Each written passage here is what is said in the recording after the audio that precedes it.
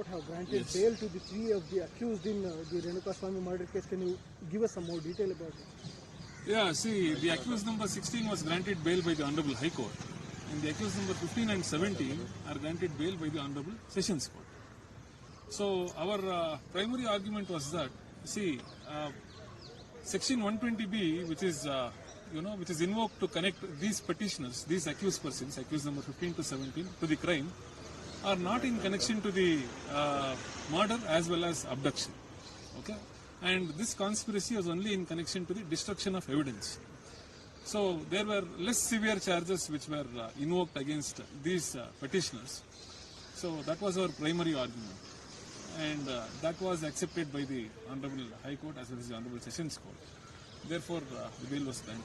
The body shifting and evidence, these all issues were involved. Right. Was that conveyed to the bench, sir? Yes, it was. See, presuming for the sake of arguments, even if those charges are believed to be true, even then it's a case for bail. Yeah. How about the other accused, sir? Because number 1 to number 14 now are in the judicial custody.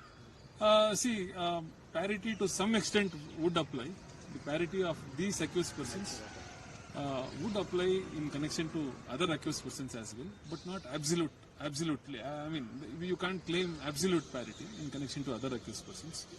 Certainly, this order would be of some aid to the other accused persons as well. So there are hopes that others may get some kind of a relief through these bails. See, as I said, I mean, it cannot be claimed as a matter of right or as principle of absolute parity.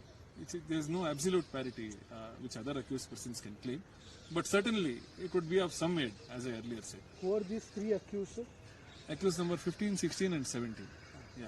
And the parity would apply in connection to the accused number 8. Yeah. I mean, in connection to the accused number 8 also, the charge of murder is not forthcoming. Charge sheet